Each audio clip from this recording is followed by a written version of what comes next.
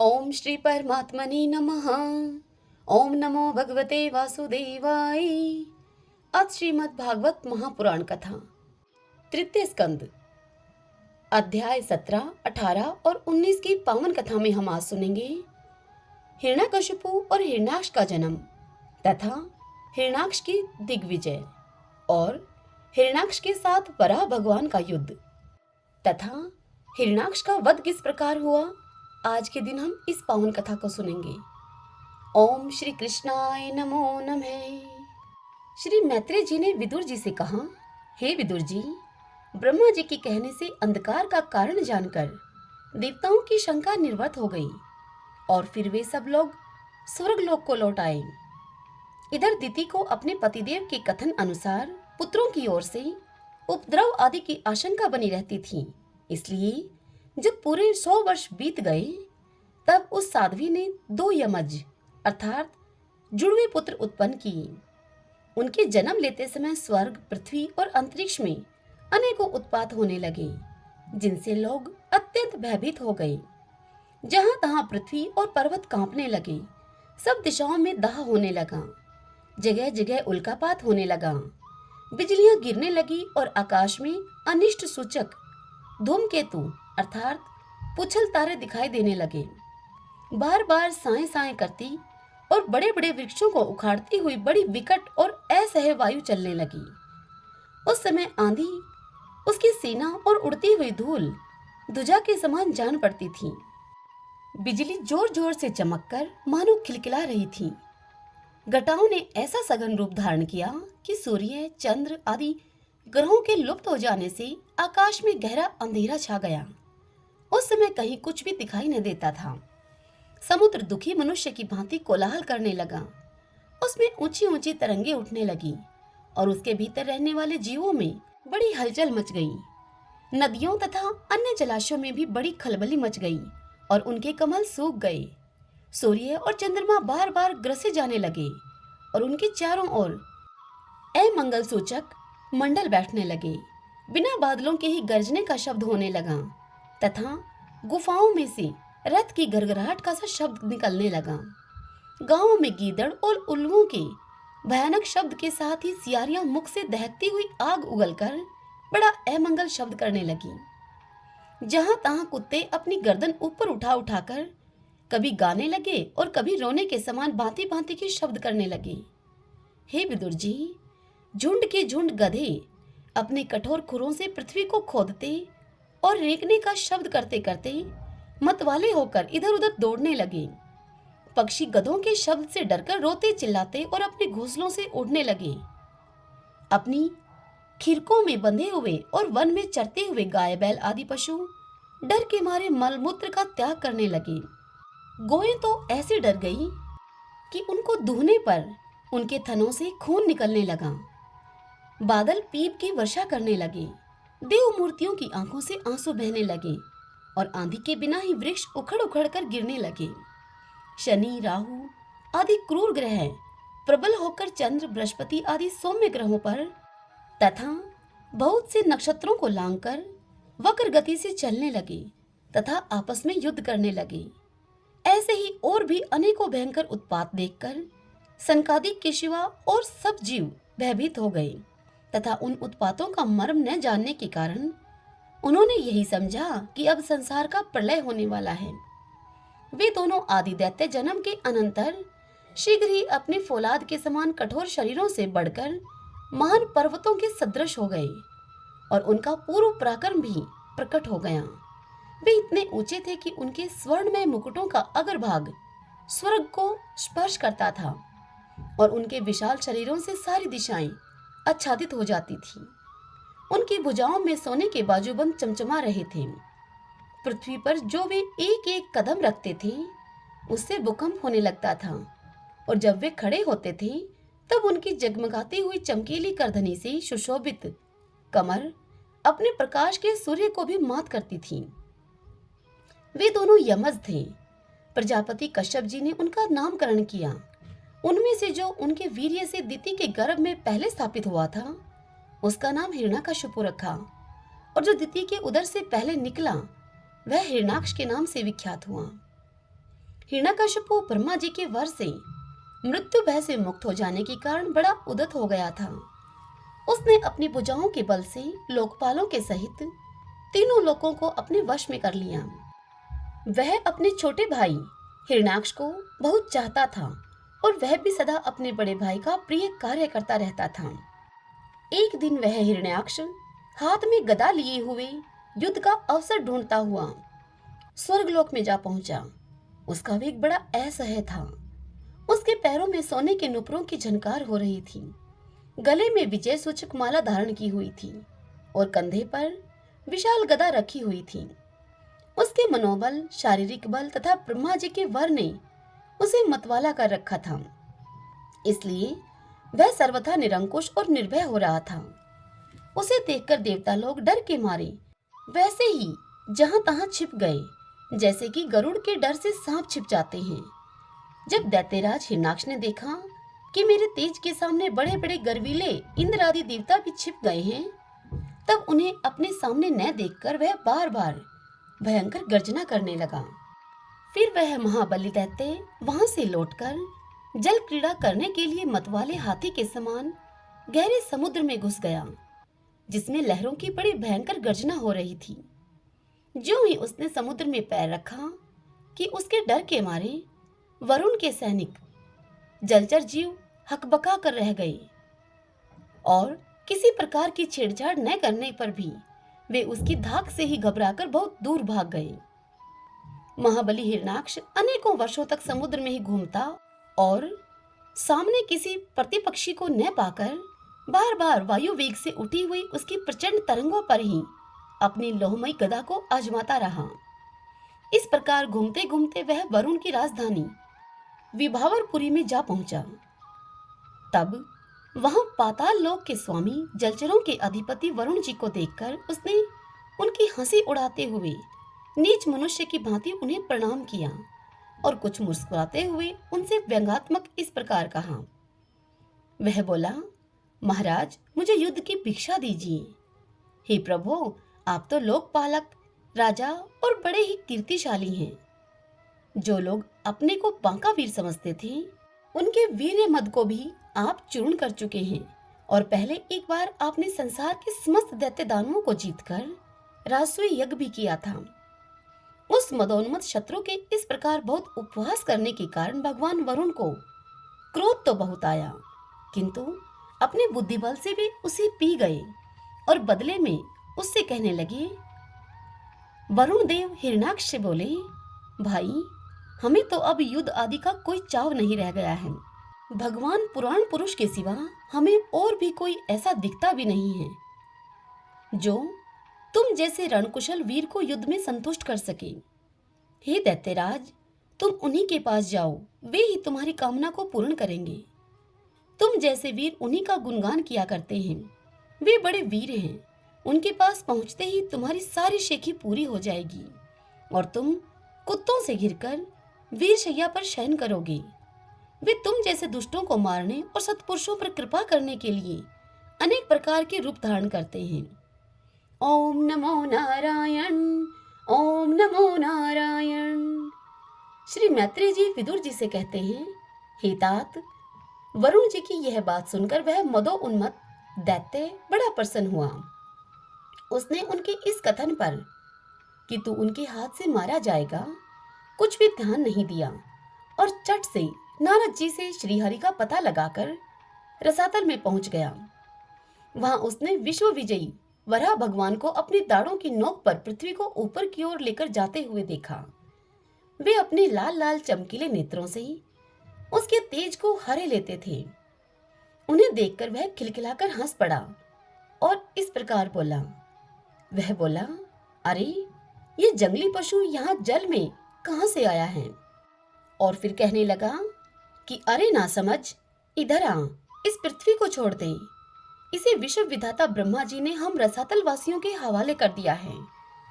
रे शुक्रधारी सुराधम, मेरे देखते देखते तू इसे लेकर कुशल पूर्वक नहीं जा सकता। तू माया से लुक छिप कर ही दैत्यों को जीत लेता है और मार डालता है। क्या इसी से हमारे शत्रुओं ने हमारा नाश कराने के लिए तुझे पाला है? ओ मूढ़, तेरा बल तो योगमाया ही है। और कोई पुरुषार्थ तो तुझमें थोड़े ही हैं। आज तुझे समाप्त करके मैं अपने बंधुओं का शोक दूर करूंगा। जब मेरे हाथ से छुटी हुई गदा के प्रहार से सिर फट जाने के कारण तू मर जाएगा, तब तेरी आराधना करने वाले जो देवता और ऋषि हैं, वे सभी जड़ कटे हुए वृक्षों की भांति स्वयं ही नष्ट हो जाएंगे। हिरणाक्ष भगवान को दुर्वचन बाणों से छेदे जा रहा था, परंतु उन्होंने दांत की नोक पर स्थित पृथ्वी को भयभीत देखकर वह चोट सह ली तथा जल से उसी प्रकार बाहर निकल आए जैसे ग्रह की चोट खाकर हथनी के सहित गजराज निकल जाता है। जब उसकी चुनौती का कोई उत्तर न देकर वे जल से बाहर आने लगे, तब ग्रह जैसे गज का पीछा करता है, उसी प्रकार पीले केश और तीखी दाढ़ों वाले उस दैत्य ने उनका पीछा किया तथा वज्र के समान कड़क कर वह कहने लगा, तुझे भागने में लज्जा नहीं आती? सच है, असत पुरुषों के लिए कौन सा काम न करने योग्य है। वराह भगवान ने पृथ्वी को ले जाकर जल के ऊपर व्यवहार योग्य स्थान में स्थित कर दिया और उसमें अपनी आधार शक्ति का संचार किया। उस समय हिरण्याक्ष के सामने ही ब्रह्मा जी ने वराह भगवान की स्तुति की और देवताओं ने फूल बरसाए। तब श्री हरि ने बड़ी भारी गदा लिए हुए अपने पीछे आ रहे हिरण्याक्ष से, जो कि सोने के आभूषण और अद्भुत कवच धारण किए हुए था, तथा अपने कटु वाक्यों से उन्हें निरंतर मर्माहत कर रहा था, अत्यंत क्रोध पूर्वक हंसते हुए उससे कहा। श्री भगवान ने हिरण्याक्ष से कहा, अरे सचमुच ही हम जंगली जीव हैं, जो तुझ जैसे ग्राम सिंहों अर्थात कुत्तों को ढूंढते फिरते हैं। अरे दुष्ट, वीर पुरुष तुझ जैसे मृत्युपाश में बंधे हुए अभागे जीवों की आत्मश्लाघा पर ध्यान नहीं देते। हाँ, हम रसातल वासियों की धरोहर चुराकर और लज्जा को छोड़कर तेरी गदा के भय से यहाँ भाग आए हैं। हमें ऐसे सामर्थ्य ही कहाँ है कि तेरे जैसे अद्वितीय वीर के सामने युद्ध में ठहर सके। फिर भी हम जैसे तैसे तेरे सामने खड़े हैं। तुझ जैसे बलवानों से वैर बांधकर हम जा भी कहाँ सकते हैं। तू पैदल वीरों का सरदार है, इसलिए अब निशंक होकर उधेड़ बुन को छोड़कर हमारा अनिष्ट करने का प्रयत्न कर और हमें मारकर अपने भाई बंधुजनों के आंसू पहुंच। अब इसमें विलंब न कर। जो अपनी प्रतिज्ञा का पालन नहीं करता वह असभ्य है, भले आदमियों में बैठने लायक नहीं है। मैत्रेय जी विदुर जी से कहते हैं, हे विदुर जी, जब भगवान ने रोज से उस दैत्य का इस प्रकार खूब उपवास और तिरस्कार किया, तब वह पकड़कर खिलाए जाते हुए सर्प के समान क्रोध से तिलमिला उठा। वह खिंचकर लंबी लंबी सांसें लेने लगा। उसकी इंद्रियां क्रोध से क्षुब्ध हो उठी और उस दुष्ट दैत्य ने बड़े वेग से लपककर भगवान पर गदा का प्रहार किया, किंतु भगवान ने अपनी छाती पर चलाई हुई शत्रु की गदा के प्रहार को कुछ टेढ़े होकर बचा लिया, ठीक वैसे ही जैसे कि योग सिद्ध पुरुष मृत्यु के आक्रमण से अपने को बचा लेता है। फिर जब वह क्रोध से होठ चबाता हुआ अपनी गदा को लेकर बार बार घुमाने लगा, तब श्री हरि कुपित होकर बड़े वेग से उसकी ओर झपटे। हे सौम्य स्वभाव विदुर जी, तब प्रभु ने शत्रु की दाईं भौं पर गदा की चोट की, किंतु गदा युद्ध में कुशल हिरण्याक्ष ने उसे बीच में ही अपनी गदा पर ले लिया। इस प्रकार श्री हरि और हिरण्याक्ष एक दूसरे को जीतने की इच्छा से अत्यंत क्रुद्ध होकर आपस में अपनी भारी गदाओं से प्रहार करने लगे। उस समय उन दोनों में ही जीतने की होड़ लग गई। दोनों के ही अंग गदाओं की चोटों से घायल हो गए थे। अपने अंगों के घावों से बहने वाले रुधिर की गंध से दोनों का ही क्रोध बढ़ रहा था और वे दोनों ही तरह तरह के पैंतरे बदल रहे थे। इस प्रकार गौ के लिए आपस में लड़ने वाले दो सांडों के समान उन दोनों में एक दूसरे को जीतने की इच्छा से बड़ा ही भयंकर युद्ध हुआ। हे विदुर जी, जब इस प्रकार हिरण्याक्ष और माया से वराह रूप धारण करने वाले भगवान यज्ञ मूर्ति पृथ्वी के लिए द्वेष बांधकर युद्ध करने लगे, तब उसे देखने के लिए वहां ऋषियों के सहित ब्रह्मा जी आए। वे हजारों ऋषियों से घिरे हुए थे। जब उन्होंने देखा कि दैत्य बड़ा शूरवीर है, उसमें भय का नाम नहीं है, वह मुकाबला करने में भी समर्थ है और उसके पराक्रम को चूर्ण करना बड़ा कठिन कार्य है, तब ब्रह्मा जी ने भगवान आदि शुक्र रूप नारायण से इस प्रकार कहा, ब्रह्मा जी नारायण भगवान से कहने लगे, हे देव, मुझसे वर पाकर यह दुष्ट दैत्य बड़ा प्रबल हो गया है। इस समय यह आपके चरणों की शरण में रहने वाले देवताओं, ब्राह्मणों, गौओं तथा अन्य निरपराध जीवों को बहुत ही हानि पहुंचाने वाला, दुखदाई और भयप्रद हो रहा है। इसकी जोड़ का और कोई योद्धा नहीं है, इसलिए यह महाकंटक अपना मुकाबला करने वाले वीर की खोज में समस्त लोकों में घूम रहा है। यह दुष्ट बड़ा ही मायावी, घमंडी और निरंकुश है। बच्चा जिस प्रकार क्रुद्ध हुए सांप से खेलता है, ठीक वैसे ही आप इससे खिलवाड़ न करें। हे देव, हे अच्युत, जब तक यह दारुण दैत्य वृद्धि की बेला को पाकर प्रबल हो, उससे पहले पहले ही आप अपनी योगमाया को स्वीकार करके इस पापी को मार डालिए। हे प्रभु, देखिए, लोगों का संहार करने वाली संध्या की वह भयंकर वेला आना ही चाहती है। हे सर्वात्मन, आप उससे पहले ही इस असुर को मारकर देवताओं को विजय प्रदान कीजिए। इस समय अभिजीत नामक मंगलमय मुहूर्त का भी योग आ गया है, अतः अपने सुहृदय हम लोगों के कल्याण के लिए शीघ्र ही इस दुर्जय दैत्य से निपट लीजिए। हे प्रभु, इसकी मृत्यु आपके ही हाथ बदी है। हम लोगों के बड़े भाग्य हैं कि स्वयं ही अपने काल रूप आपके पास आ पहुंचा है। अब आप युद्ध में बलपूर्वक इसे मारकर लोगों को शांति प्रदान कीजिए।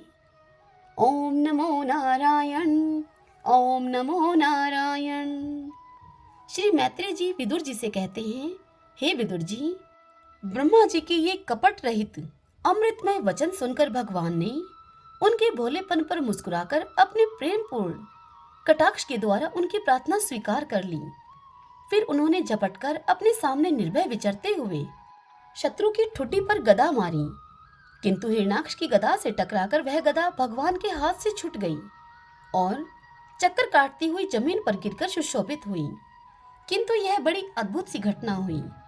उस समय शत्रु पर वार करने का अच्छा अवसर पाकर भी हिरणाक्ष ने उन्हें निरस्त्र देखकर युद्ध धर्म का पालन करते हुए उन पर आक्रमण नहीं किया। उसने भगवान का क्रोध बढ़ाने के लिए ही ऐसा किया था। गदा गिर जाने पर और लोगों का हाहाकार बंद हो जाने पर प्रभु ने उसकी धर्म बुद्धि की प्रशंसा की और अपने सुदर्शन चक्र का स्मरण किया। चक्र तुरंत ही उपस्थित होकर भगवान के हाथ में घूमने लगा, किंतु वे अपने प्रमुख पार्षद दैत्याधम हिरणाक्ष के साथ विशेष रूप से क्रीड़ा करने लगे। उस समय उनके प्रभाव को न जानने वाले देवताओं के ये विचित्र वचन सुनाई देने लगे। देवता बोले, हे प्रभु, आपकी जय हो। इस दैत्य को और न खिलाइए, इसे शीघ्र ही मार डालिए। जब हिरणाक्ष ने देखा कि कमल दल लोचन श्रीहरि उसके सामने चक्र लिए खड़े हैं, तब उसकी सारी इंद्रियां क्रोध से तिलमिला उठी और वह लंबी सांसें लेता हुआ अपने दांतों से अपने होठों को चबाने लगा। उस समय वह तीखी दाढ़ों वाला दैत्य अपने नेत्र से इस प्रकार उनकी ओर घूरने लगा मानो कि वह भगवान को भस्म कर देगा। उसने उछलकर, ले, अब तू नहीं बच सकता, इस प्रकार ललकारते हुए श्री हरि पर गदा से प्रहार किया। हे साधु स्वभाव वाले विदुर जी, यज्ञ मूर्ति श्री वराह भगवान ने शत्रु के देखते ही देखते लीला से ही अपने बाएं पैर से उसकी वह वायु के समान वेग वाली गदा पृथ्वी पर गिरा दी और उस दैत्य से कहने लगे, अरे दैत्य, तू मुझे जीतना चाहता है, इसलिए अपना शस्त्र उठा और एक बार फिर से वार कर। भगवान के इस प्रकार कहने पर उसने फिर गदा चलाई और भीषण गर्जना करने लगा। गदा को अपनी ओर आते हुए देखकर भगवान ने जहां खड़े थे वहीं से उसे आते ही अनायास इस प्रकार पकड़ लिया जैसे कि गरुड़ सांपिन को पकड़ ले। अपने उद्यम को इस प्रकार व्यर्थ हुआ देखकर उस महादैत्य का घमंड ठंडा पड़ गया और उसका तेज नष्ट हो गया। अब की बार भगवान के देने पर उसने उस गदा को लेना न चाहा, किंतु जिस प्रकार कोई ब्राह्मण के ऊपर निष्फल अभिचार अर्थात मारण आदि प्रयोग करे, मूठ आदि चलाए, वैसे ही उसने श्री यज्ञ पुरुष पर प्रहार करने के लिए एक प्रज्वलित अग्नि के समान लपलपाता हुआ त्रिशूल लिया। महाबली हिरण्याक्ष का अत्यंत वेग से छोड़ा हुआ वह त्रिशूल आकाश में बड़ी तेजी से चमकने लगा। तब भगवान ने उसे अपनी तीखी धार वाले चक्र से इस प्रकार काट डाला जैसे कि इंद्र ने गरुड़ जी के छोड़े हुए तेजस्वी पंख को काट डाला था। भगवान के चक्र से अपने त्रिशूल के बहुत से टुकड़े हुए देखकर उसे बड़ा क्रोध हुआ। उसने पास आकर उनके विशाल वक्षस्थल पर, जिस पर श्रीवत्स का चिन्ह सुशोभित है, उस पर कसकर एक घूंसा मारा और फिर बड़े जोर से गरजकर अंतर्ध्यान हो गया। हे विदुर जी, जैसे हाथी पर पुष्पमाला की चोट का कोई असर नहीं होता, ठीक उसी प्रकार उसके इस प्रकार घूंसा मारने से भगवान आदिवराह तनिक भी टस से मस नहीं हुए। तब वह महामायावी दैत्य मायापति श्रीहरि पर अनेक प्रकार की मायाओं का प्रयोग करने लगा, जिन्हें देखकर सभी प्रजा बहुत डर गई और समझने लगी कि अब संसार का प्रलय होने वाला है। बड़ी प्रचंड आंधी चलने लगी, जिसके कारण धूल से सब ओर अंधकार छा गया। सब ओर से पत्थरों की वर्षा होने लगी, जो ऐसे जान पड़ते थे कि मानो किसी क्षेपण यंत्र अर्थात गुलेल से फेंके जा रहे हों। बिजली की चमचमाहट और कड़क के साथ बादलों के घिर आने से आकाश में सूर्य, चंद्र आदि ग्रह छिप गए और उनसे निरंतर पीप, केश, रुधिर, विष्ठा, मूत्र और हड्डियों की वर्षा होने लगी। हे विदुर जी, ऐसे ऐसे पहाड़ दिखाई देने लगे जो तरह तरह के अस्त्र शस्त्र बरसा रहे थे। हाथ में त्रिशूल लिए हुए बाल खोले नंगी राक्षसियां दिखने लगी। बहुत से पैदल, घुड़सवार, रथी और हाथियों पर चढ़े सैनिकों के साथ आतताई यक्ष राक्षसों का मारो मारो, काटो काटो ऐसा अत्यंत क्रूर और हिंसा में कोलाहल सुनाई देने लगा। इस प्रकार प्रकट हुए उस आसुरी मायाजाल का नाश करने के लिए यज्ञ मूर्ति भगवान वराह ने अपना प्रिय सुदर्शन चक्र छोड़ा। उस समय अपने पति का कथन स्मरण होने से दिति का हृदय सहसा कांप उठा और उसके स्तनों से रक्त बहने लगा। अपना मायाजाल नष्ट हो जाने पर वह दैत्य फिर भगवान के पास आया।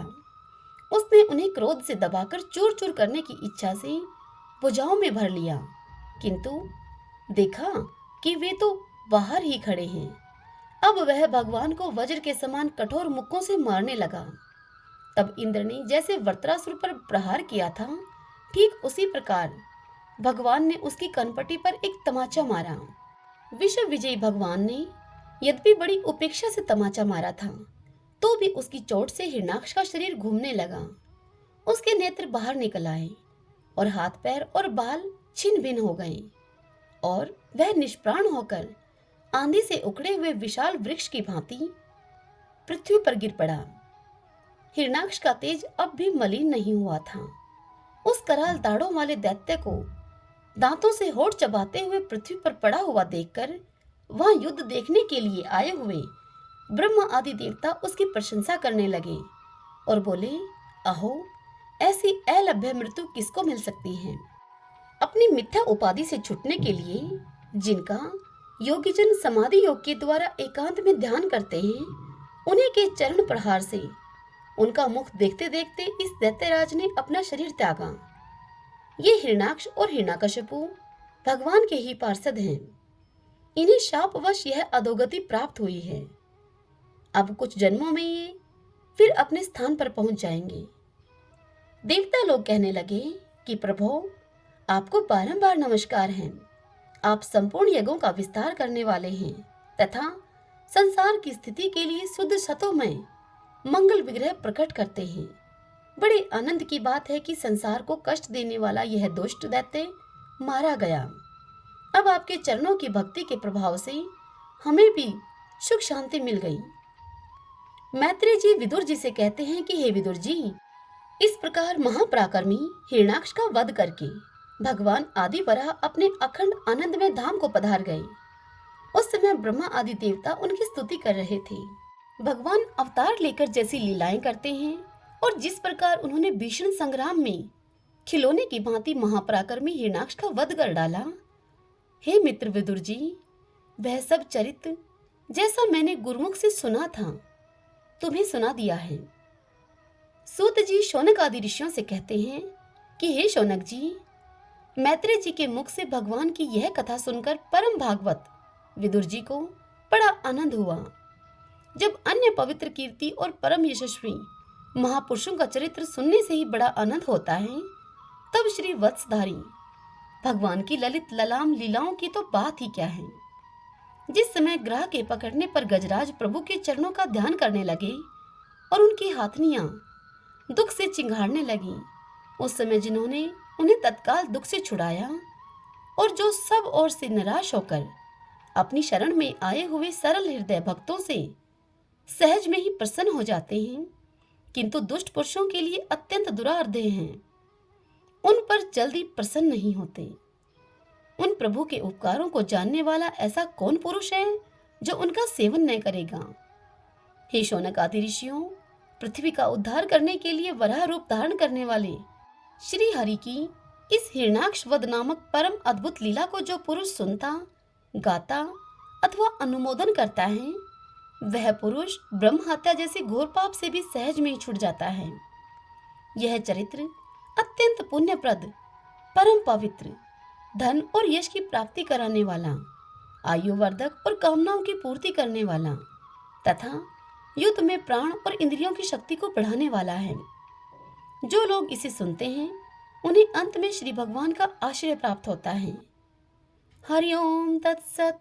ओम नमो नारायण। ओम नमो नारायण। भगतजनों, आज की यह कथा यही समाप्त होती है। इससे आगे की कथा में हम सुनेंगे ब्रह्मा जी की रची हुई अनेक प्रकार की सृष्टि का वर्णन तथा कर्दम जी की तपस्या और भगवान का वरदान। कल हम इस पावन कथा को सुनेंगे। आज की कथा पसंद आई हो तो इस वीडियो को आप लाइक करें और कमेंट बॉक्स में जय श्री कृष्णा अवश्य लिखें। जय श्री कृष्णा। राधे राधे।